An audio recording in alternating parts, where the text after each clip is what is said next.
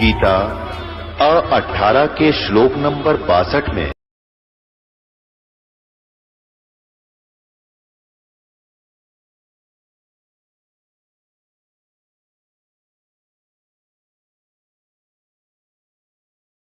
भगवान को परमेश्वर कौन है, कहां है, कैसा है, जानने के लिए कृपया अवश्य सुनिए जगत गुरु तत्वदर्शी संत रामपाल जी महाराज के अमृत वचन। सत साहिब दर्शकों, भगवान के प्रति सच्ची आस्था और विश्वास रखने वाले श्रद्धालु भी आज के समय में दुख और परेशानियों से घिरे हुए हैं, जो हमारी भक्ति साधना पर एक बहुत बड़ा प्रश्नवाचक चिन्ह खड़ा कर देता है। वलसाड़ गुजरात के रहने वाले ओम प्रकाश जी भी भक्ति तो कर रहे थे, लेकिन अत्यंत दुखी थे। मुख्य कारण था कि इनके पास जो भक्ति साधना थी वह सच्ची नहीं थी। पता था गुरु बनाना जरूरी है, पर सच्चा गुरु नहीं मिल रहा था। शारीरिक और आर्थिक तंगी से परेशान थे, पर उससे बाहर निकल पाने का रास्ता नहीं मिल रहा था। इनके पिताजी भयंकर शारीरिक कष्ट से ग्रस्त थे। डॉक्टर्स को भी दिखाया गया, परंतु कोई राहत नहीं मिली। लेकिन 10 मई 2013 बना इनके जीवन में खुशियों की बौछार ला देने वाला शुभ दिन, जब इन्हें प्राप्त हुई जगत गुरु तत्वदर्शी संत रामपाल जी महाराज जी की शरण, जिसके बाद इनके साथ अद्वितीय चमत्कार हुए हैं। इनके पिताजी, जो पहले गंभीर कष्टों से जूझ रहे थे और कई डॉक्टर्स को भी दिखा चुके थे, वो आज पूर्णतः स्वस्थ हैं, क्योंकि इन्हें डॉक्टर को बनाने वाला भी सर्वश्रेष्ठ डॉक्टर, विघ्नहर्ता व सृष्टि का रचयिता पूर्ण परमेश्वर मिल चुका है। आज ओम प्रकाश जी का पूरा परिवार सर्व सुख संपन्न है। इन्हें सच्चा गुरु, सच्ची भक्ति और सही रास्ता मिल चुका है। अब आप स्वयं ही सुनिए ओम प्रकाश जी के जीवन परिवर्तन की सच्चाई, उनकी आप बताइए। सर नमस्कार। नमस्कार सर। सर क्या नाम है आपका? प्रकाश कुमावत। ओम प्रकाश जी कहाँ से आए हैं आप? मैं वलसाड़ गुजरात से आया हूँ सर। संत रामपाल जी महाराज से नाम दीक्षा आपने कब ली? मैं 10 मई 2013 को ली थी सर। संत रामपाल जी महाराज से नाम दीक्षा लेने से पहले आप क्या क्या भक्ति साधनाएं करते थे? उनसे पहले जो परंपरागत साधनाएं होती थी वही साधनाएं किया करता था। हनुमान जी का हनुमान चालीसा भी पढ़ता था, शंकर भगवान के मंदिर में भी जाया करता था। फिर मेरे को साईं बाबा के बारे में पता चला तो मैंने साईं बाबा की भी बहुत सी साधनाएं की थी। शिरडी भी जाया करता था।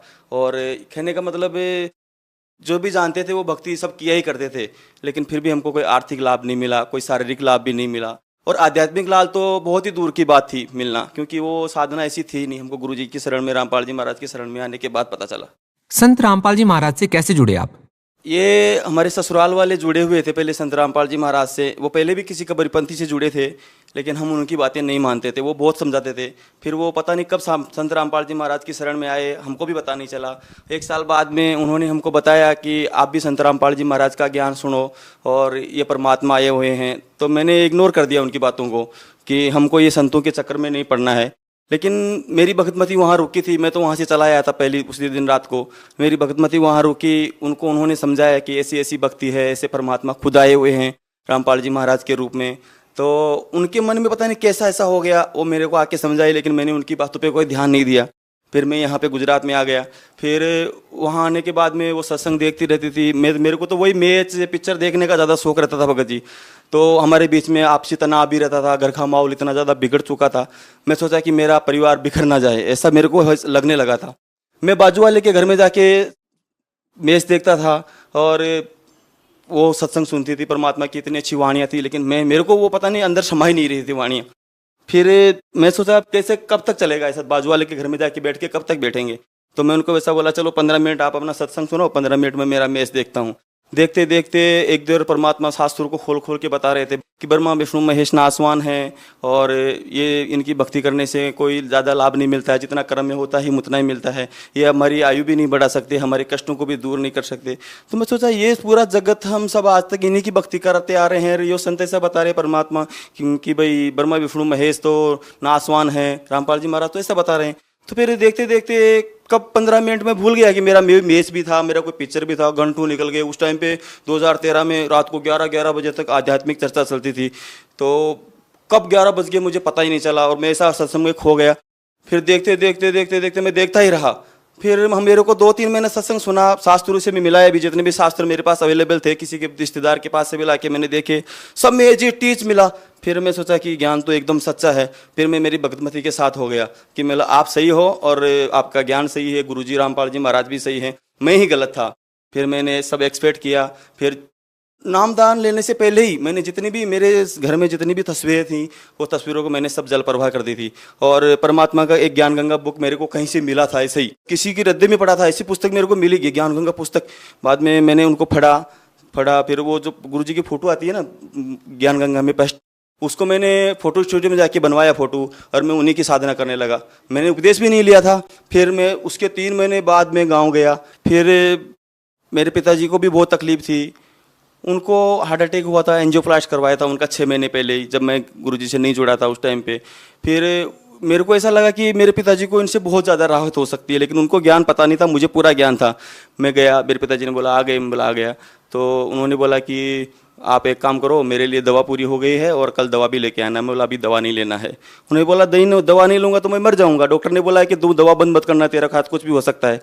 मैं बोला अभी परमात्मा मिल गए हैं संत रामपाल जी महाराज के रूप में, और अभी हमको दवा की ज़रूरत नहीं है। उन्होंने बोले कौन रामपाल जी महाराज है? मैं बोला ऐसे ऐसे। मैंने उनको थोड़ा बहुत ज्ञान समझाया।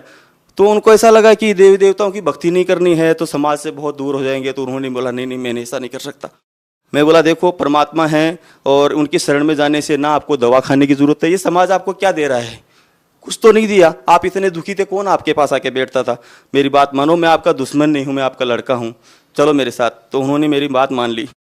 फिर संत रामपाल जी महाराज को दर्शन के लिए गए। तो मैंने परमात्मा संत रामपाल जी महाराज से अरदास लगाई कि गुरुजी ऐसे ऐसी बात है और मेरे पिताजी को बहुत तकलीफ है, वो दवा भी लेते हैं और रोते ही रहते हैं, उनको बहुत कष्ट रहता है। रामपाल जी महाराज ने बोला बेटा दवा कचरे के डब्बे में डाल देना, सब कुछ खाओ पियो। वो घी दूध सब कुछ बंद कर दिया था। शरीर इतना वीक हो गया था कि चलने में भी असमर्थ थे। परमात्मा रामपाल जी महाराज की शरण में जाने के बाद में उन्होंने दवा भी नहीं ली। आज तक उन्होंने एक भी दवा नहीं खाई उस चीज़ की। हाँ, सर्दी जुकाम थोड़ा बहुत और कुछ होता है उसकी दवा ले लेते हैं, लेकिन बाकी उसकी दवा एक भी नहीं ली। उनका कितनी बार डॉक्टर का फ़ोन आता है हमारे पास, अरे आप दवा चेकअप कराने के लिए नहीं आता? मगर हमको तो बहुत बड़ा डॉक्टर संत रामपाल जी महाराज के रूप में मिल गया है, हमको अभी दवा की ज़रूरत नहीं है। एकदम बिल्कुल स्वस्थ हो गए वो, और भाग भाग के फर्स्ट क्लास काम भी करते हैं, उनका शरीर भी एकदम तंदुरुस्त हो गया है।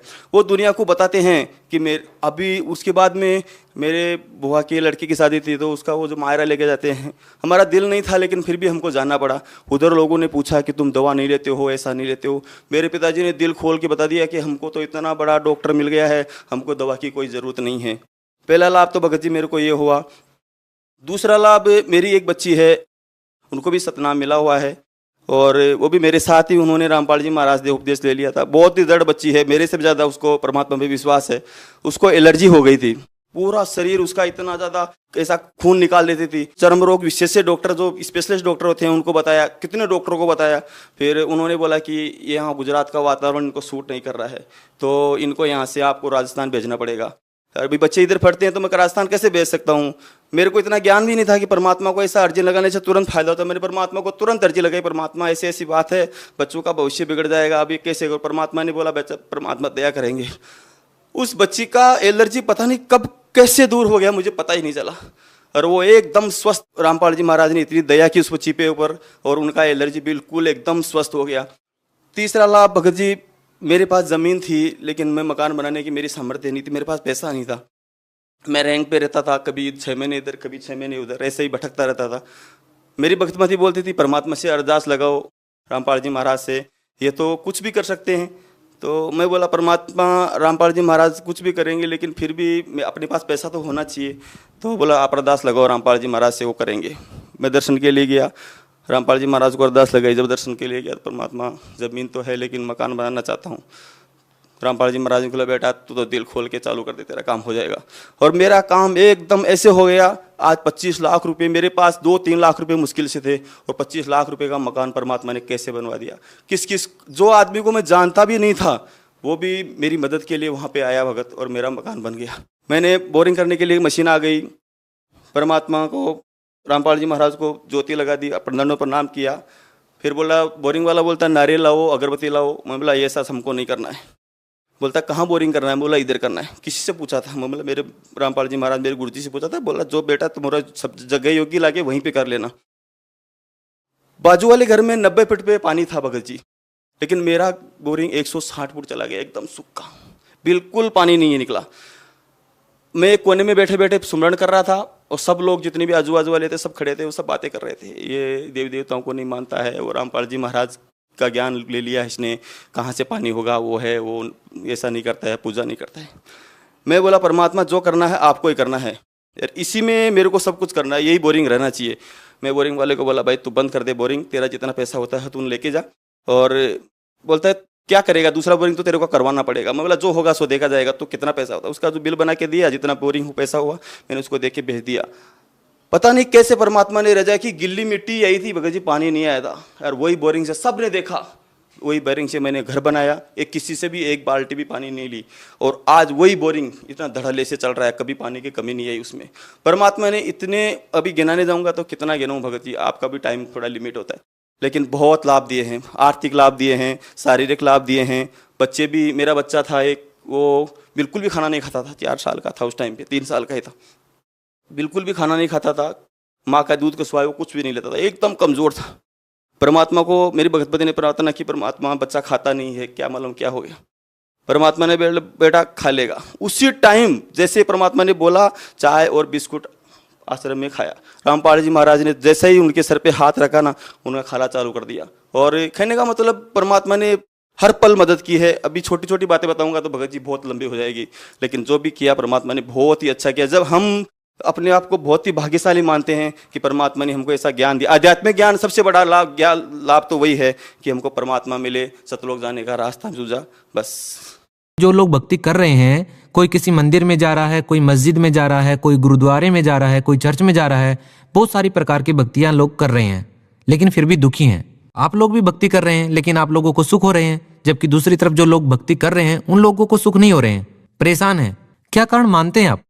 उसका कारण यही है भगत जी, उनकी साधनाएं शास्त्र अनुकूल नहीं है। वो लोक वेद के आधार पर भक्ति करते हैं, जो भी उनको गुरु मिले, धर्म गुरु, वो भी हुआ भाई ऐसा लोक वेद के आधार पे उनको ज्ञान बताते हैं। रामपाल जी महाराज शास्त्रों के अनुकूल भक्ति बताते हैं। हमको भी लाभ नहीं हो रहे थे, हम भी बहुत भक्ति करते थे।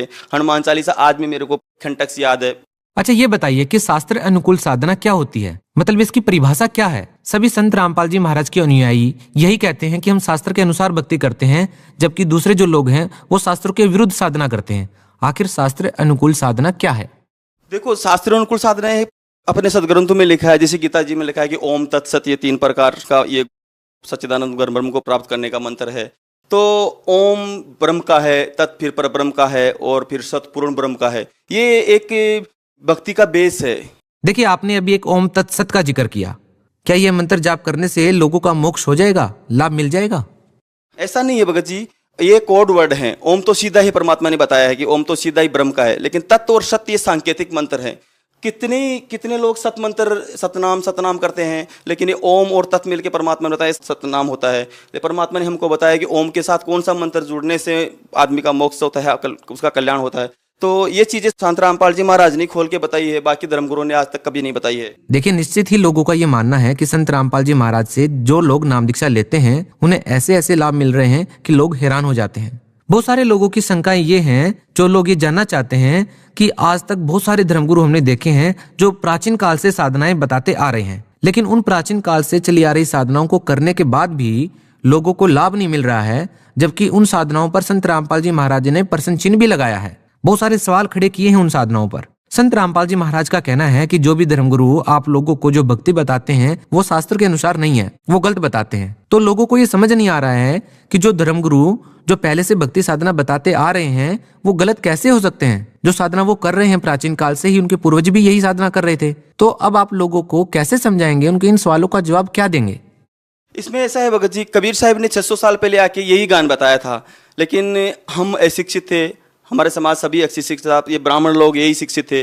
परमात्मा ने सब कुछ आज जो रामपाल जी महाराज बता रहे हैं वही ज्ञान कबीर साहब।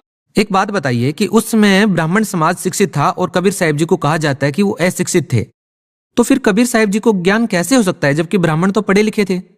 वो तो परमात्मा थे, उनको कोई पढ़ने की जरूरत नहीं। तो परमात्मा खुद चारों युगों में आते हैं, परमात्मा खुद इस कलयुग में कबीर साहब नाम से शरीर प्रकट हुए थे। लेकिन ये धर्मगुरुओं को भी पता था कि उनका ज्ञान सच्चा है, लेकिन इनकी आज वही हो रहा है। इनकी दुकानें उस टाइम पे बंद हो रही थी, इसलिए परमात्मा का भी उस टाइम पे भी कबीर साहब का बहुत विरोध किया था, और वही आज रामपाल जी महाराज के साथ हो रहा है। उन्होंने भी इन्होंने वो भी ये रामपाल जी महाराज के साथ भी ये लोगों ने किया था कि ये क्या जाने संस्कृत को, इनको तो हिंदी भी बराबर पढ़ना नहीं आती। लेकिन उस टाइम का जमाना कुछ और था भगत जी, आज का जमाना कुछ और है। उस टाइम पे हम अशिक्षित थे, आज हम सब पढ़े लिखे एजुकेटेड समाज है, सब अपनी आंखों से देख सकते। अच्छा देखिए, आपने पढ़ लिख कर समझकर नाम दीक्षा ली है। आपने बताया कि आपने वेदों से भी मिलान किया है, जो संत रामपाल जी महाराज ज्ञान बताते हैं आपको। आप संत रामपाल जी महाराज के ज्ञान की सबसे बड़ी बात बताइए जो लोगों को जल्दी समझ आ सके। आपने वेदों में ऐसी कौन सी बातें मैच की हैं जो संत रामपाल जी महाराज बता रहे हैं और वो बिल्कुल सही है?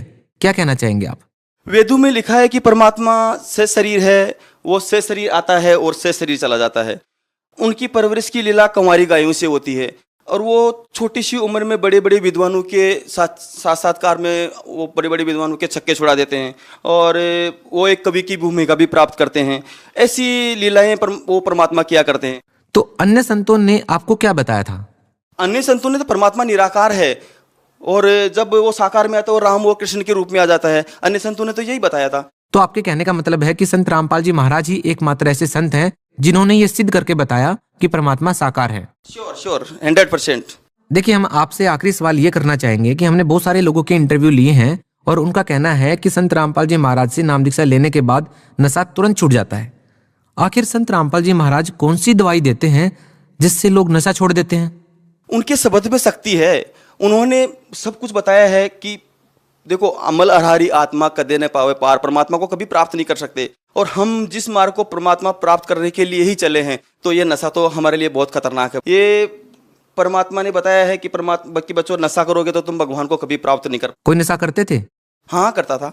मैं बीड़ी सिगरेट और कभी कभी बियर भी पीता था, संगत में बैठ जाता था, ऐसा नशा सब करते थे। कैसे छूट जाता है ये नशा? घृणा हो जाती है भगत जी। परमात्मा जब रामपाल जी महाराज मंत्र उपदेश देते हैं, वो अपना सत्संग सुनाते हैं, तो हमको उस नशे से बिल्कुल नफरत जैसी हो जाती है। आज कोई 20 फुट दूर ऐसा कोई बीड़ी पी रहा है तो हमको यहीं से उल्टी जैसी होने लग जाती है, दिल घबराने लग जाता है, और ऐसा लगता है जैसे कोई बीड़ी निकाल भी रहा है ना, तो ऐसा लगता है कोई गोली निकाल रहा हो, बंदूक निकाल रहा हो, हमको मार डालेगा, ऐसा हमको फील होता है। हम उसके नज़दीक बैठना भी पसंद नहीं करते हैं। आपके गाँव का क्या नाम है? मैं बलसाड़, यहाँ गुजरात में एक बलसाड़ जिला है, जिला भी वही है, गाँव भी वही है, मैं वहीं पर रहता हूँ। आप अपनी स्थानीय भाषा में लोगों को क्या संदेश देना चाहेंगे? मैं तो एम જ કહેવું છું કે ભાઈ આ મનુષ્ય જન્મ બાર નથી મળવાનું, અને આ મનુષ્ય જીવનથી આપણને મોક્ષ પ્રાપ્ત કરવા માટે જ આ મનુષ્ય જીવન મળેલો છે, તો વધારાથી વધારે સંખ્યામાં જલ્દી से જલ્દી જ્ઞાન સાંભળીને તમે પરમાત્માની શરણમાં આવો અને તમારું કલ્યાણ કરાવો। बहुत बहुत धन्यवाद सर। नमस्कार। दर्शकों, अभी आपने सुने संत रामपाल जी महाराज से दीक्षा प्राप्त करके सुखी हुए भक्त के अनुभव। अब देखिए जगत गुरु तत्वदर्शी संत रामपाल जी महाराज के मंगल प्रवचन। तो सत्संग सुनकर उसकी आंखों में आंसू आ गए। कहने लगे जी सारी साची है, पर यह सच्चे उस टाइम है जब स्वयं बीत ले है। मेरे 4 पुत्र थे और चारों का विवाह हो गया 2-3 वर्ष के अंदर अंदर, और कुछ एक आधा व्यवसाय कर रहा था, 1-2 नौकरी कर रहा था। संतान अभी तक हुई नहीं थी, चारों की मृत्यु होगी 1 साल के अंदर अंदर।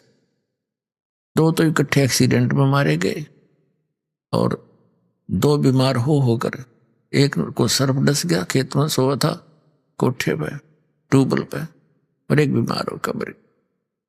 वो पत्नियां भी गई उनकी। छोटे से बालक ने ले रहा, ने बोला 2 गोद ले रखा, इस पर टाइम पास करूंगा। बताओ, यहाँ कोई जीवन है? पर हमें कोई विकल्प नहीं पता था, पर अब ये विकल्प आपको पता लग गया, इसका अल्टरनेट मिल गया। और अब भी कोई यहीं इसी गंदे लोक में व्यवस्थित रहना चाहता है, तो फिर वो परमात्मा का प्यारा नहीं है, उसको भगवान की चाह नहीं है। ठीक है, जब तक आप यहां रहोगे, ये परमात्मा के बच्चे हैं, उसी के प्राणी हैं, चाहे परिवार में हैं या आपके पड़ोस में हैं, और यहां सब दुखी हैं। इस दृष्टिकोण से प्रत्येक के साथ हमदर्दी होना, रखना हमारा भगत का परम कर्तव्य है। अब क्या बताते हैं कि आवत संग ना जात संगाती, जब हम आए तब हमारे साथ कोई नहीं था, अकेले मां के पेट में 9 महीने दुख पाए, और जाएंगे जब हमारे साथ कोई नहीं जाएगा। तो हम किस वस्तु को और किस व्यक्ति विशेष को अपना मानने बैठे हैं, तो यह भूल मिटानी पड़ेगी। फिर करना क्या है, हमने ऐसे समझना जैसे हम एक यात्री हैं और किसी रेल के कंपार्टमेंट में बैठे हैं, उसमें वृद्ध भी होते हैं, बहन बेटियां भी होती हैं, और भी अन्य बालक बच्चे भी होते हैं। तो किसी को कोई तकलीफ है तो उसकी मदद करना प्रत्येक यात्री अपना कर्तव्य समझता है, हमदर्दी दिखाता है जो नेक व्यक्ति होते हैं। और फिर जिसका जहां जहां भी स्टेशन आता जाता है वहीं उतरते चले जाते हैं। फिर उसके बाद उनसे लिंक नहीं, उनका कोई उसकी याद भी नहीं, लेकिन जब तक उसमें है वो बड़े हमदर्दी से रहते हैं अपने से बनकर। तो हमने ये समझकर इस संसार में रहना, जो भी आपका परिवार है ये आप एक कंपार्टमेंट में एक डिब्बे में बैठे हैं, और जिसका जब समय आ जाएगा वहीं उतर जाएगा वो। तो इसके लिए आपको ज्ञान की आवश्यकता है और साथ में इस भक्ति भजन की आवश्यकता है। फिर आपके अंदर यह ज्ञान समावेगा जो दास आपको बता रहा है।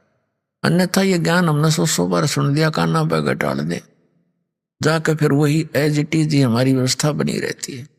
तो इस ज्ञान से और इस भगवान की भक्ति से आत्मा में एक दृढ़ता आती है। तो क्या बताते हैं परमात्मा के, क्या मांगो कुछ स्थिर ना रहाई, देखत नैन चला जग जाई, 1 लाख पूत 1.25 लाख नाती, और उस रावण के आज दीवा नबाती।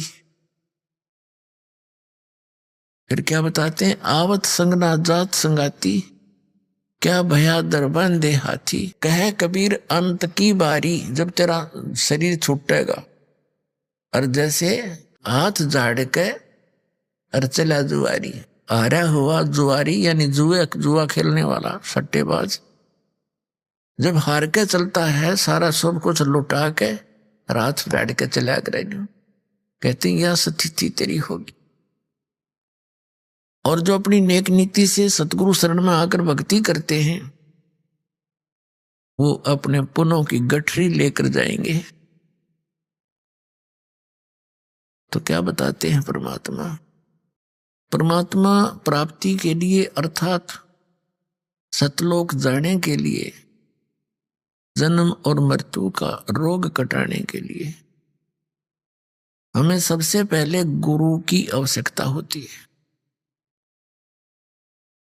और गुरु कैसा हो, उसके लक्षण क्या हैं, सतगुरु कैसा हो,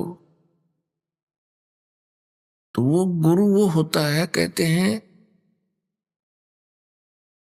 सतगुरु के लक्षण कहूं, मधुरे बैन विनोद, 4 वेद 6 शास्त्र, वो कहे 18 बोध। पहली तो ये पहचान बताई है कि वो सतगुरु जो होगा वो ऐसे आनंददायक वचन कहेगा जो आत्मा को सुहावेंगे। क्योंकि मन को तो अच्छी लगती है रागनी गाना, फिल्मी बकवादे या इधर उधर के चुटकुले, लेकिन आत्मा को परमात्मा की कथा सुहाया करे वो अच्छी लगती है। सतगुरु जो होते हैं वो आत्मा की खुराक देते हैं, मन की खुराक बंद करते हैं। सतगुरु के लक्षण कहूं, मधुरे बैन विनोद, और 4 वेद 6 शास्त्र, वो कहे 18 बोध, यानी वो सभी सदग्रंथों का ज्ञाता हो। और सतगुरु जो है विश्व में एक ही होता है। एक बार जब परमेश्वर कबीर जी स्वयं आए थे एक तत्वदर्शी संत की भूमिका करने के लिए, जो प्रत्येक युग में वो ऐसा करते ही करते हैं, उनका विधान है परमात्मा का। कबीर साहब कहते हैं सतयुग में सत सुकृत कह टेरा, त्रेता नाम मुनिंदर मेरा। द्वापर में करुणा में कहाया, कलयुग नाम कबीर दराया। चारों युग में परमात्मा आए हैं। सतयुग में सत सुकृत नाम था दाता का। त्रेता में मुनिंदर ऋषि के नाम से प्रकट थे। द्वापर में करुणा में नाम से वो मालिक आए थे। और कलयुग में अपने वास्तविक नाम कबीर नाम से आते हैं। ये उनका रियल नेम है। तो ये परमात्मा प्रत्येक युग में आते हैं और प्रत्येक युग में ही ऐसी लीला करते हैं जैसी इस कलयुग में की थी। एक सरोवर के अंदर कमल के फूल के ऊपर एक शिशु रूप धारण करके ये परमात्मा विराजमान होते हैं। प्रत्येक युग में ऐसी ही लीला कर। फिर वहां से उनका पूर्व संस्कार कोई मालिक का बनाया हुआ होता है। पुण्यात्माएं जो निसंतान होते हैं और वो पुत्र की चाह में ले जाते हैं उठा करके। फिर धीरे धीरे लीला में शरीर से बड़े होते हैं और छोटी ही आयु में वो परमात्मा अपने यथार्थ ज्ञान का प्रचार करते हैं और बड़े बड़े विद्वानों के छक्के छुड़ा देते हैं। तो उस परमेश्वर ने आके हमें ज्ञान दिया है। क्या बताया है कि परमात्मा पाने के लिए आप जी को सबसे पहले गुरु की आवश्यकता पड़ती है। किसी भी सदग्रंथ को आप देख लिए उठा करके, वो संकेत यही करते हैं कि संतों की शरण में जाओ। जैसे श्रीमद् भगवद गीता अध्याय नंबर 4 के श्लोक नंबर 34 में कहा है, अर्जुन कि उस तत्व ज्ञान को जो परमात्मा स्वयं आकर बताते हैं वो तत्व ज्ञान है। उसको तू तत्वदर्शी संतों के पास जाकर समझ। उनको दंडवत प्रणाम करने से, कपट छोड़कर उनकी सेवा करने से वो तत्वदर्शी संत तुझे परमात्म तत्व का उस तत्व ज्ञान का उपदेश करे। ये दुर्वेद अध्याय नंबर 40 के श्लोक नंबर 10 से लेकर 13 तक यही स्पष्ट किया है कि इस परमात्मा के विषय में कोई तो जन्म लेकर उत्पन्न होने वाला अवतार रूप में मानता है, जैसे श्री राम और श्री कृष्ण। और कोई ये मानते हैं कि वो जन्म लेता ही नहीं, वो तो निराकार है। लेकिन ये यथार्थ ज्ञान परमात्मा साकार है या निराकार है, ये तत्वदर्शी संत बताएंगे, उनसे पूछो। और विद्वान तथा अविद्वान की परिभाषा भी तत्वदर्शी संत बताओगा। जैसे किसी ने कोई अक्षर ज्ञान हो गया, संस्कृत भाषा जान ली, उसको विद्वान कहने लगे। एक भाषा को जानने से जीव विद्वान नहीं हो सकता। किसी को संस्कृत भाषा आती है तो उसको इंग्लिश नहीं आती, तो इंग्लिश में अविद्वान हो गया। किसी को इंग्लिश आती है तो संस्कृत नहीं आती। किसी को संस्कृत इंग्लिश दोनों आती है तो उसको पंजाबी नहीं आती और तेलुगु नहीं आती, तो विद्वान काहे कह रहा? तो कहते हैं केवल अक्षर ज्ञान से विद्वान और अविद्वान नहीं होते, कि जिसको अक्षर ज्ञान होगा उसको तुम विद्वान बोल देते हो, जिसके अक्षर ज्ञान नहीं है उसको तुम अविद्वान कहते हो। विद्वान और अविद्वान की परिभाषा भी वो संत बताओगा। तो क्या बताया है? चारों युग में संत पुकारे, को के कहा हम हेल रे, हीरे माणिक मोती बरसे, ये जग चुगता ढेल रे। क्या बताते हैं कि सतगुरु पूर्ण संत की शरण में जाने से आपको लाभ होगा, अन्यथा यह जीवन आपका नष्ट हो रहा है। क्या बताते हैं?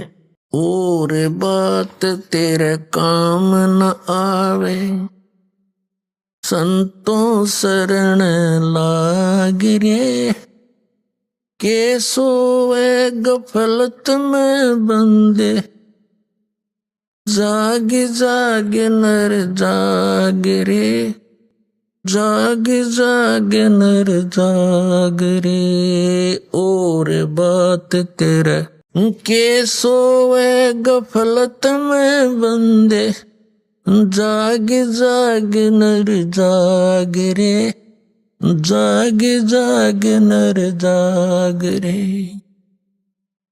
भाई उठ सवेरे उक्का भर लिया, के जाग्या नर भाग रे। उठ सवेरे हुक्का भर लिया, क्या जाग्या नर भाग रे। सुक्रम करा ना करी रे बंदगी, ये फूटे तेरे बाग रे, फूटे तेरे बाग रे। और बात तेरे काम न आवे, संतों शरण लाग रे। के सोवे गफलत में बंदे, जाग जाग नर जाग रे, जाग जाग नर जाग रे। इस तन सराय में जीव मुसाफिर, ये करता रहे दिमाग रे। तन सराय में जीव मुसाफिर, करता रहे दिमाग रे। रात बसेरा कर ले डेरा, चले सवेरा त्याग रे, चले सवेरा त्याग रे। और बात तेरे काम न आवे, संतों शरण लाग रे। के सोवे गफलत में बंदे, जाग जाग नर जाग रे। और बात तेरे काम न आवे, संतों शरण लाग रे। के सोवे गफलत में बंदे, जाग जाग नर जाग रे, जाग जाग नर जाग रे। उमदा चोला बण्या अनमोला, ये लगे दाग पे दाग रे। उमदा चोला बण्या अनमोला, लगे दाग पे दाग रे। 2 दिन की गुजरान जगत में, क्यों जले बिरानी आग रे, जले बिरानी आग रे। और बात तेरे काम न आवे, संतों शरण लाग रे। के सोवे गफलत में बंदे, जाग जाग नर जाग रे, जाग जाग नर जाग रे। कुबद का चढ़ी चडरी चत पे, तू ओया मनुष्य से नाग रे। कुबद का चढ़ी चडरी चत पे, तू होया मनुष्य ते नाग रे। सूझे नहीं सजन सुख सागर, बिना प्रेम बैराग रे, बिना प्रेम बैराग रे। और बात तेरे काम न आवे, संतों शरण लाग रे। के सोवे गफलत में बंदे, जाग जाग नर जाग रे। भाई हर सुमरे सो हंस कवावे, ये कमी क्रोधी काग रे। हर सुमरे सो हंस कवावे, ये कमी क्रोधी काग रे। बोरा न भर में विष के वन में, चल बेगमपुर बाग रे, चल बेगमपुर बाग रे। और बात तेरा काम न आवे, संतों शरण लाग रे। के सोवे गफलत में बंदे, जाग जाग नर जाग रे, जाग जाग नर जाग रे। भाई शब्द सैन सतगुरु की पहचानी, पाया अटल सुहाग रे। शब्द सैन सतगुरु की पहचानी, पाया अटल सुहाग रे। नितानंद महबूब गुमानी, परगटे पूर्ण भाग रे, परगटे पूर्ण भाग रे। और बात तेरा काम न आवे, संतों शरण लाग रे। के सोवे गफलत में बंदे, जाग जाग नर जाग रे। अब इस शब्द के माध्यम से, वैसे तो यह परमात्मा कबीर जी का शब्द है, फिर भी हमने इसके अंदर क्या संदेश दिया है इस पर ध्यान देना है। क्या बताते हैं कि एक तो जागना होता है नींद से, जो श्याम ने सो गया सुबह उठ लिया, तो उस नींद से भी जब उठते हो, उठते ही क्या करते हैं, कोई बीड़ी लाओगा, कोई होक्का भरण चलेगा, कहते हैं फिर क्या जाग गया, उठ सवेरे होक्का भर लिया। हमारे इस शरीर के अंदर कमल बने हुए हैं, कमल, रीढ़ की हड्डी जो है, बैकबोन जिसे कहते हैं, इसके अंदर की तरफ ऐसे कमल चक्कर बने हुए हैं, और उनके अंदर उन भगवानों का संबंध है, यहाँ के प्रधानों का। जैसे सबसे नीचे जो मूल कमल है उसमें गणेश जी का कनेक्शन है उसके लोक से, और उससे ऊपर, उससे 2 उंगल ऊपर लगभग, यानी नीचे जो रीढ़ की हड्डी नीचे जाकर गुदा के पास एंड होता है, इससे 2 उंगल ऊपर तो गणेश जी का मूल कमल है, उसके बाद स्वादिष्ठान चक्र है, सावित्री और ब्रह्मा जी के उस लोक से इसका कनेक्शन होता है। और फिर नाभि के सामने नाभि कमल है, बैक में, बैकबोन के अंदर की साइड, नाभि के पीछे के सामने, तो उसमें विष्णु और लक्ष्मी जी का निवास है, यानी उस उनके लोक से वो कनेक्टेड है सबका, ऐसे तार से कनेक्टेड है सब जितने भी प्राणी मनुष्य शरीरधारी हैं। और हृदय कमल हम दोनों सतनों के बीच में जो स्थान है वो बैकबोन के अंदर की तरफ रीढ़ की हड्डी के अंदर की, यानी ये तो एक निशान है कि यहाँ है वो, इसको हृदय मध्य का कमल कहते। इसमें शिव और पार्वती जी का वो लोक है, उससे संबंध है इसका।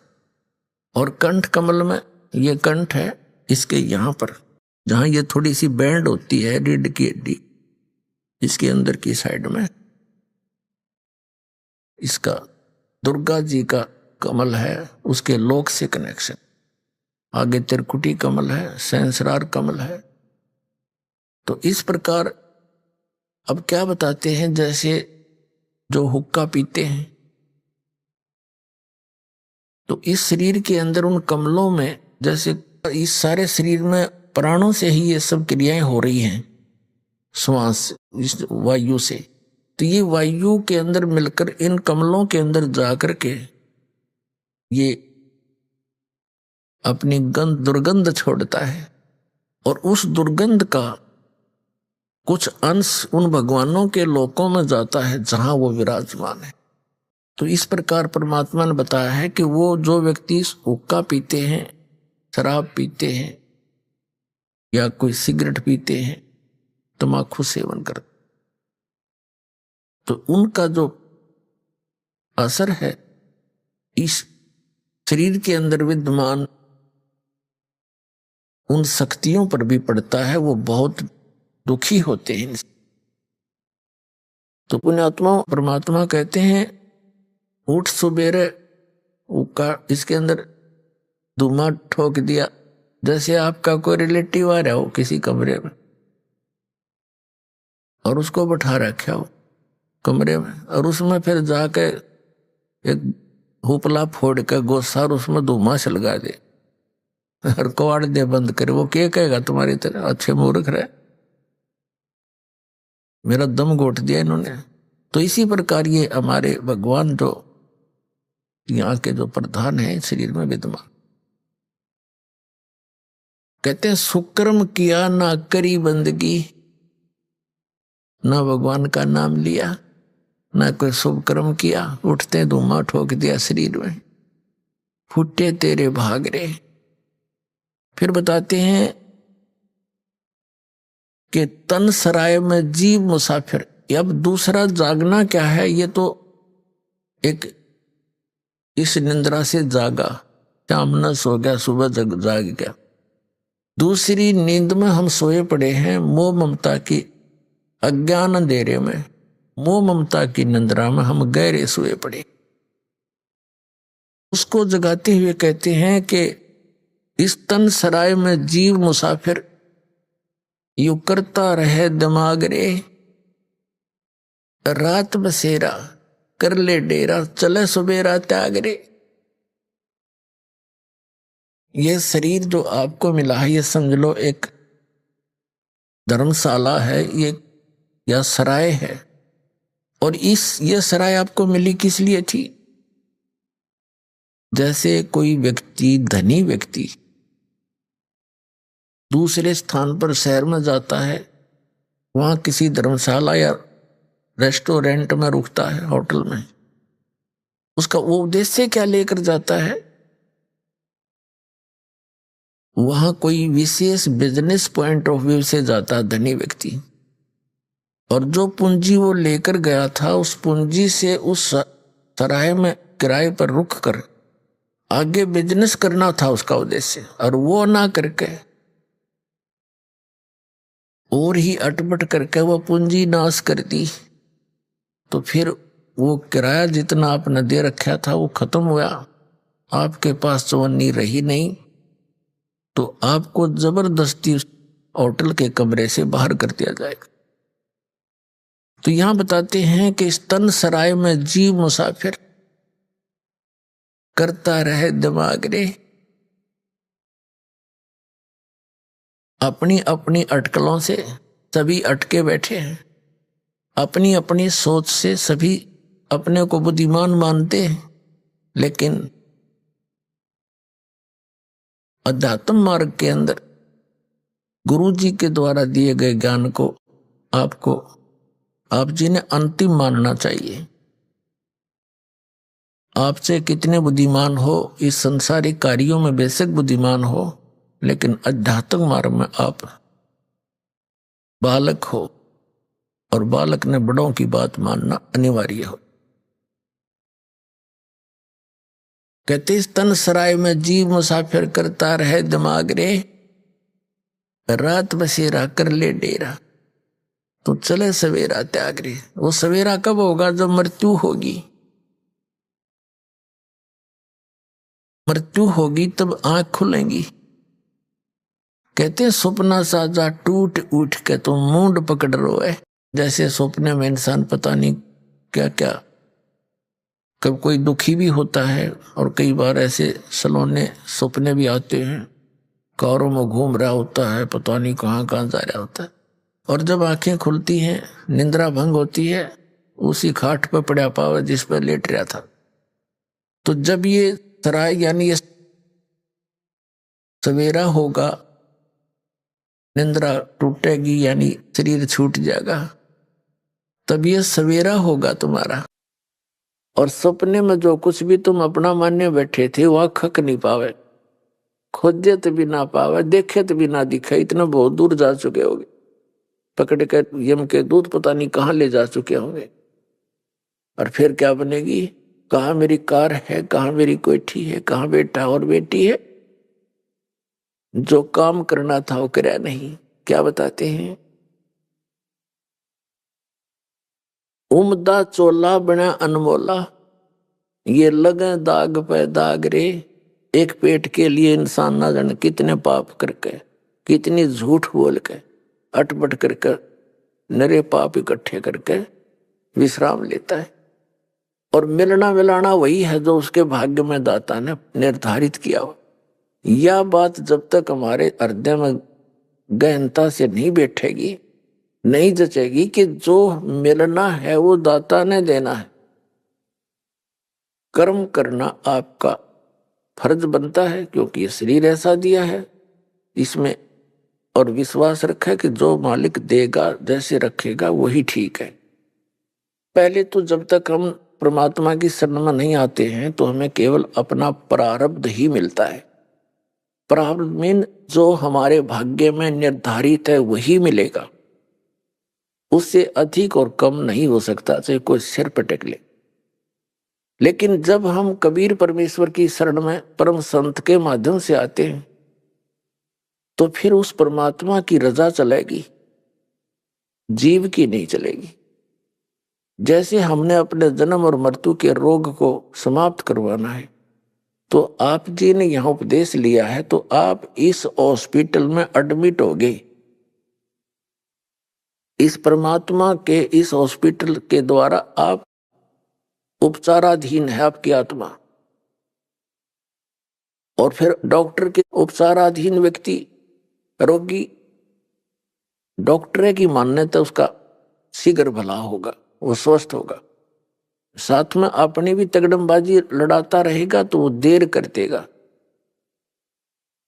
तो डॉक्टर को सब मालूम होता है कौन सी आवश्यक वस्तु इसको देनी है, कौन सा इसको परहेज बताना है। तो आप जी ने सब मर्यादाओं का पालन करना है। कबीर साहब कहते हैं औखद खावे पत्थर है तब पावे भगवान, औखद खावे पत्थर है, यानी दवाई लेवे और परहेज रखे, पथ्य रखे। तो इसी प्रकार मर्यादा में रहे और इस मंत्र रूपी औषधि को खाता रहे तो फिर उनका ये रोग नाश हो जाएगा। तो यहां आपके भाग में ना होगा तो भी देगा ये मालिक। जब तक कबीर साहब की शरण में नहीं आए थे तो आपके भाग में दुख होगा, आपने वो भोगना ही पड़ता। और अब आपको भोगना नहीं पड़ेगा जो आपके पाप के कारण आपको दुख होना था, क्योंकि ये वो परमात्मा है जो कबीर अंगारी असी यजुर्वेद अध्याय नंबर 5 के मंत्र नंबर 32 में कहा कि कबीर अंगारी असी बम्भारी असी सबर ज्योति रत धामा असी। वो कबीर परमात्मा बंधनों का शत्रु यानी बंदी छोड़ है और पाप नाशक, पापों का शत्रु, पापों का नाश करता है। और वो सबर ज्योति सोम प्रकाशित सतलोक के अंदर वो वहां रहता है। तो ये परमात्मा आपके प्रारब्ध के पाप कर्म को भी नाश करेगा और पाप से दुख होता है और पुण्य से आपको सुख होता है। तो हमारे इतने पुण्य नहीं है कि हम आजीवन सुखी बने रहें। कभी पुण्य है, पुण्य के कारण सुख है, तो फिर पाप के कारण दुख भी भोगना पड़ता है जब तक हम कबीर परमात्मा की शरण में नहीं आते। तो यहाँ आदरणीय गरीबदास साहिब जी बताते हैं कि मासा घटे ना तिल बधे, विद ना लिखे जो लेख, और सच्चा सतगुरु मेट कर ऊपर मार दे मेघ। मासा घटे ना तिल बढ़े, जो आपके प्रारब्ध में विधाता ने जो लिख रखे वो ना घट सकते ना बढ़ सकते। कब तक? जब तक आप सच्चे सतगुरु की शरण में नहीं आ जाते। सच्चा सतगुरु जो होता है वो वही कहलाता है जो सत्य पुरुष का ज्ञान देता है।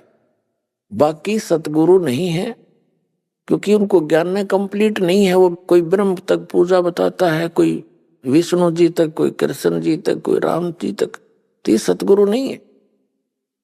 और जो सतलोक की जानकारी देते हैं उनका ज्ञान व्यर्थ है, ठीक नहीं है, तो वो भी सतगुरु नहीं है।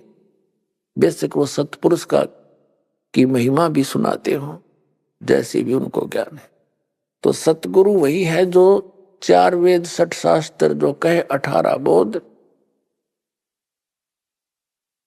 तो पुण्यात्माओं, आपका सौभाग्य है कि आप जी को उस परम पिता की शरण मिल गई,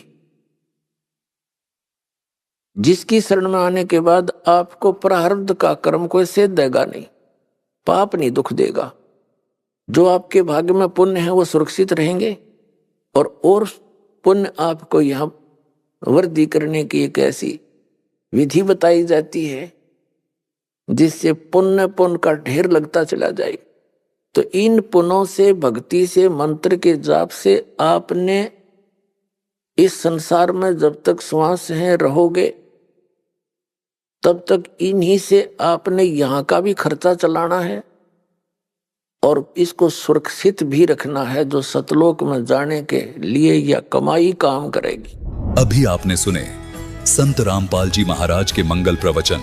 आइए अब सुनते हैं संत रामपाल जी महाराज से नाम दीक्षा लेकर सतभक्ति करके अद्भुत लाभ प्राप्त करने वाले अनुयायी के विचार। जिस प्रकार आम के पेड़ से फल प्राप्त करने के लिए हमें उसकी जड़ों में जल डालकर सिंचाई करनी होती है, ठीक उसी प्रकार अगर हमें सांसारिक सुख सुविधाएं और लाभ चाहिए तो शास्त्र विधि अनुसार जड़ रूपी पूर्ण परमेश्वर की भक्ति करनी होगी। ये अजब गजब उदाहरण अपने साक्षात्कार में प्रस्तुत किया है रोपड़ पंजाब के रहने वाले अवतार सैनी जी ने। अवतार जी पहले देवी देवताओं की पारंपरिक पूजा साधना किया करते थे, जिससे इन्हें लाभ तो क्या ही होना था, इसके विपरीत सर्वनाश हो गया। ऐसा इसीलिए क्योंकि जो ये साधना कर रहे थे वो शास्त्रों के अनुकूल नहीं थी। इससे इनके भक्ति रूपी पौधे को पोषक तत्व नहीं मिल पा रहा था, जिस कारण ये दुखी थे। पर जब से इन्हें मिली पवित्र पुस्तक ज्ञान गंगा, तब से तो मानो इनकी जिंदगी बदल गई हो। इस पुस्तक के लेखक तत्वदर्शी संत रामपाल जी महाराज जी से प्राप्त पूर्ण परमेश्वर की भक्ति करने से इनके भक्ति रूपी पौधे में यथावत सिंचाई हुई और फलस्वरूप सांसारिक सुख सुविधाएं भी मिली। संत जी की असीम कृपा से इनके साथ अद्भुत चमत्कार हुए हैं। सुनिए अवतार जी की मुंह जुबानी, उनके जीवन परिवर्तन की ये सच्ची कहानी। सर नमस्कार। नमस्कार सर। सर क्या नाम है आपका? मेरा नाम सर अवतार सैनी है, मैं डिस्ट्रिक्ट रोपड़ से आया हूँ। अवतार जी, संत रामपाल जी महाराज जी से नाम दीक्षा लेने से पहले आप क्या भक्ति साधना करते थे? सर संत रामपाल जी महाराज की भक्ति करने से पहले मैं बहुत सारे देवी देवताओं की, सबसे ज़्यादा तो हम लगता था पीर जी हमारे घर में फेमस है, जो परंपरागत पूजा थी उनकी ही करते थे। लेकिन उनकी भक्ति करते करते लाभ तो क्या होना था, सर्वनाश हो गया। इस दास का कम से कम 3 से लेकर 4 लाख रुपया उल्टा नुकसान हुआ है और वहाँ से कोई भी लाभ नहीं हुआ।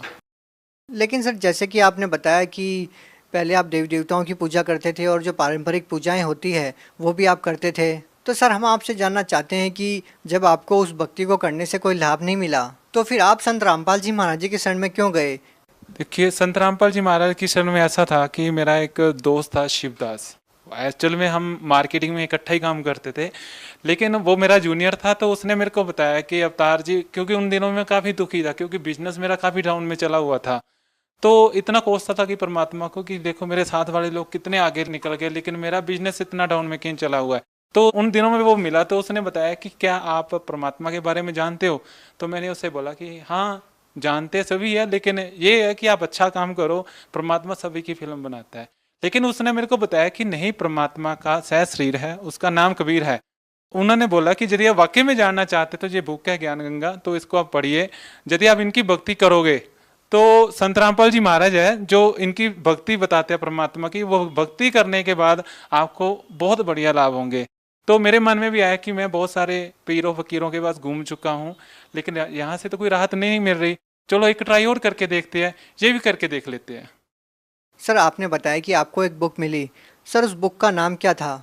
उस बुक का नाम ज्ञान गंगा था, जिसको पढ़ने के बाद मेरे को लगा कि हाँ यहाँ से कुछ बढ़िया हो सकता है, क्योंकि उसमें सही शास्त्र अनुकूल भक्ति बताई गई थी। संत रामपाल जी महाराज भी बताते हैं कि जो लोग शास्त्र विधि के अनुकूल भक्ति करते हैं उनके सभी दुखों का नाश होता है, इसलिए मैंने वो भक्ति अडॉप्ट की। सर जैसा कि आपने बताया कि आपको ज्ञान गंगा पुस्तक मिली और उसको आपने पढ़ा, सर हम आपसे जानना चाहते हैं कि ऐसा उस पुस्तक में क्या लिखा हुआ था कि उसको पढ़ के आपने संत रामपाल जी महाराज जी से नाम दीक्षा ले ली? या सर ऐसा उस पुस्तक में क्या लिखा हुआ था जिसने आपको प्रभावित किया? देखिए उस बुक में लिखा हुआ था कि जैसे एक मान लीजिए पेड़ है, यदि आपने आम का पेड़ बोया है तो यदि आपने उसके मीठे आम खाने हैं तो आपकी उसकी जड़ों में पानी डालना पड़ेगा। इसी प्रकार शास्त्र अनुकूल भक्ति का मतलब है कि जो मूल भक्ति है वो भक्ति करना एक ऐसा मान लीजिए जैसे एक जड़ को पानी डालना है। वो भक्ति करने के बाद हमें जो संसारिक सुविधा है वो ऑटोमेटिकली मिलती है। वो उसका जो प्रमाण है उस भक्ति का हमारे शास्त्रों में भी है, वेदों में है, गीता में है, गुरु ग्रंथ साहब में है, सभी शास्त्रों में इस भक्ति का प्रमाण है, इसलिए मैंने उस भक्ति को किया। सर हम जिस भी संत रामपाल जी महाराज जी के अनुयायी से मिलते हैं तो वो बताते हैं कि उनको संत रामपाल जी महाराज जी से नाम दीक्षा लेने के बाद लाभ मिले हैं। तो सर हम आपसे जानना चाहते हैं कि आपको संत रामपाल जी महाराज जी से नाम दीक्षा लेने के बाद क्या लाभ मिले? देखिए संत रामपाल जी महाराज के नाम दीक्षा लेने के बाद इस दास को बहुत सारे लाभ हुए। उसमें से एक मोटा मोटे बताता हूँ। इस दास के पास ये नाम दीक्षा लेने से पहले इस दास के पास अपना कोई घर नहीं था। सतगुरु रामपाल जी महाराज की दया से इस दास का सबसे पहले 7 से लेकर 8 लाख एक घर बन गया, जो कि इस दास की बिल्कुल औकात नहीं थी, क्योंकि मैं पहले ऑलरेडी बिजनेस में डूब चुका था। 3 से लेकर 4 लाख का घाटा बढ़ चुका था। तो संत रामपाल जी महाराज की दया से एक तो वो 5-6 लाख का जो घाटा बढ़ा था मेरे को, उस जख्म के ऊपर मलहम लगी, उसके बाद इस दास का एक घर बना। और सबसे बड़ा लाभ परमात्मा ने दिया मेरे को कि जहाँ पे मैंने घर बनाया वहाँ पे चंडीगढ़ मनाली रोड पे मेरा घर है, और वहाँ से जो एक सड़क वालों की जो कंडीशन होती है, तो वहाँ की दूरी होनी चाहिए कम से कम 180 फुट मीटर लगवाने के लिए, तो उसकी दूरी थी 160 फुट। तो क्या हुआ कि जब जेई साइट को विजिट करने के लिए आया, मेरे को तो लगा कि नहीं लगेगा, क्योंकि वहाँ के मैंने लोकल जेई को भी वो साइट विजिट करवाई थी, तो उन्होंने यही बताया था कि जो लो कहता है वो 180 फीट की दूरी पर जो इलेक्ट्रिक मीटर है वो लगेगा, लेकिन उसकी दूरी थी 160 फुट। लेकिन जब ही जैसे दोबारा जेई आया उस खेत में, उसकी जो लंबाई नापी उसने, तो मैंने परमात्मा का सिमरन शुरू किया। वो सिमरन करते करते वो जो 160 फुट थी वो बढ़ के परमात्मा की दया से 178 फुट होगी। तो क्या हुआ, उस जेई के मन में परमात्मा ने क्या ऐसी प्रेरणा दी, परमात्मा की ऐसी दया हुई, तो उसने 2 फुट अपने ओर से दे दिए और 180 फुट करके उसने वो फाइल जो मीटर की वो सेक्शन कर दी। परमात्मा ने ये सबसे बड़ा मेरे को लाभ दिया। सर और क्या लाभ मिले आपको संत रामपाल जी महाराज जी से नाम दीक्षा लेने के बाद? और बहुत सारे लाभ हुए। जैसे मेरी कमर में दर्द रहता था, कई डॉक्टरों के पास गया, जो कहते हैं कि डिस्क प्रॉब्लम है, कोई कहता मन क्या दब गया है, आप भाग नहीं सकते, भारी काम नहीं कर सकते। लेकिन नाम दीक्षा लेने के बाद मैं नॉर्मल काम करता हूँ, सारे काम करता हूँ। उसके पहले जो इस दीक्षा लेने से पहले मेरे ऊपर भूतों का भी साया रहता था, रात को इतना दबाव पड़ता था, ऐसा लगता था कि किसी चीज़ ने मेरा गला दबा दिया। लेकिन संत रामपाल जी महाराज के नाम दीक्षा लेने के बाद वो चीज़ें आज तक मेरे को नहीं मिली। और कोई लाभ सर? उसके अलावा जो मैं काम करता था वो तो छोड़ दिया, लेकिन संत रामपाल जी महाराज ने एक और प्रेरणा दी। मैं आज की डेट में एक मिनी रेस्टोरेंट चलाता हूँ, जिसमें मेरे को बहुत अच्छी इनकम है, मैं अपनी घर की रिक्वायरमेंट पूरी करता हूँ। सर जैसे कि आपने बताया कि पहले आप देवी देवताओं की पूजा करते थे, आन उपासनाएं करते थे। सर हमने सुना है कि जो भी संत रामपाल जी महाराज जी से नाम दीक्षा लेता है और वो देवी देवताओं की भक्ति छोड़ देता है, संत रामपाल जी महाराज जी के बारे में भी ये कहा जाता है कि देवी देवताओं की भक्ति छुड़वाते हैं। सर क्या कहना चाहेंगे, क्या कारण है? नहीं, ऐसा कुछ नहीं है, ये लोगों की गलत धारणाएं हैं। संत रामपाल जी महाराज उनकी भक्ति छुड़वाते नहीं है, उल्टा उनको एक शास्त्र के अनुकूल भक्ति बताते हैं। जो शिव जी है, कई लोग ये कहते हैं कि मेरा दोस्त ये कहता है कि यार तूने शिव जी की भक्ति छोड़ दी, ब्रह्मा की छोड़ दी। हमारे संत रामपाल जी महाराज उनकी भक्ति छुड़वाते नहीं, उल्टा सही तरीके से कैसे करनी है, कैसे वो लाभ देते हैं वैसे करवाते हैं। जैसे मान लीजिए एग्जाम्पल फॉर संत रामपाल जी महाराज भी बहुत बार उदाहरण देते हैं कि ये भक्ति कैसे काम करती है। ये हमारे एक बॉडी का पार्ट है, हम हमारे से दूर नहीं है, इनके अलावा भी हमें सुविधा नहीं मिल सकती। लेकिन संत रामपाल जी महाराज कहते हैं कि इनकी भक्ति, इनके मंत्र ऐसे काम करते हैं। जैसे मान लीजिए आप के घर में आपने वायरिंग कर रखी है, लाइट लगा हुआ है, लेकिन घर में मीटर की सप्लाई नहीं है, लेकिन आपको उसको जलाना है, वो कैसे जलेगा? एक समझदार बंदा क्या करेगा कि बिजली वालों के ऑफिस जाएगा, वहां पे अपना लोड अप्लाई करेगा, फाइल अप्लाई करेगा, मीटर अप्लाई करेगा। तो वहां पे क्या होगा, जो डिपार्टमेंट के ऑफिसर है वो आपके घर में आके मीटर लगा देंगे, उसको सप्लाई चालू कर देंगे, उसके बाद स्विच ऑन करने के बाद पक्का अपने आप ऑटोमेटिकली घूमने के लिए मजबूर होता है। उसी तरह संत रामपाल जी महाराज भी ऐसी भक्ति देते हैं कि जब वो भक्ति आप करते हो तो वैसे ही लाभ देती है जैसे बिजली लाभ देती है। सर आप भगत समाज को क्या संदेश देना चाहते हैं? देखिए, भक्त समाज को मैं संदेश तो क्या देना चाहता हूँ, लेकिन एक रिक्वेस्ट, एक बेनती करना चाहता हूँ कि यदि आप मोक्ष चाहते हो तो संत रामपाल जी महाराज के शरण में आइए और अपना कल्याण करिए। सर जो लोग उनसे नाम दीक्षा लेना चाहते हैं वो उनसे नाम दीक्षा कैसे प्राप्त कर सकते हैं? देखिए, टीवी पे एक नीचे येलो पट्टी फ्लैश हो रही है, उसके ऊपर कॉन्टैक्ट दिए गए हैं। आप कौन से एरिया से बिलोंग करते हैं, आप उन नंबर के ऊपर कॉन्टैक्ट करके अपने एरिया का जो नज़दीक नाम दीक्षा सेंटर है वहाँ पे कॉन्टैक्ट करके आप नाम दीक्षा ले सकते हैं। जी बहुत बहुत धन्यवाद। Thank you.